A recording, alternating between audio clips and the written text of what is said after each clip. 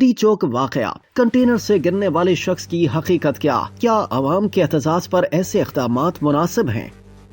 इस्लामाबाद के डी चौक पर पेश आने वाले एक चौंका देने वाले वाक़े की वीडियो तो आपने जरूर देखी होगी, जहां एक शख्स को नमाज पढ़ते हुए कंटेनर से धक्का दिया गया। ये वीडियो सोशल मीडिया पर वायरल हो चुकी है और इसने अवाम के दिलों में कई सवालात पैदा कर दिए हैं। तो आइए इस वाक़े की तमाम तफसीलात आपके साथ शेयर करते हैं। वायरल वीडियो में देखा जा सकता है कि इस्लामाबाद के डी चौक पर रास्ते बंद करने के लिए रखे गए कंटेनर्स पर एक शख्स नमाज पढ़ रहा है। जैसे ही शख्स दुआ के लिए हाथ उठाता है, 4 रेंजर्स एहलकार ढालों और डंडों के साथ उसके करीब पहुंचते हैं। फिर एक एहलकार उस शख्स को धक्का देता है, जिसके नतीजे में वो कंटेनर के कोने से लटक जाता है और चंद सेकंड्स के बाद नीचे गिर जाता है। ये वीडियो न सिर्फ सोशल मीडिया पर बल्कि व्हाट्सएप ग्रुप्स में भी गर्दिश कर रही है और लोगों के जज्बात को झंझोड़ रही है। गेटी इमेजेस पर मौजूद तस्वीर और वीडियो के मवाजने से यह तस्दीक हुई है कि यह वाकया 26 नवंबर को डी चौक पर पेश आया। एक गैर मुल्की फोटोग्राफर जो मौके पर मौजूद थे, उन्होंने बताया कि ये शख्स कंटेनर पर नमाज पढ़ रहा था और बाद में दुआ कर रहा था। रेंजर्स एहलकारों ने इसे काबू करने की कोशिश की और जब वो काबू में नहीं आया तो इसे धक्का दिया गया,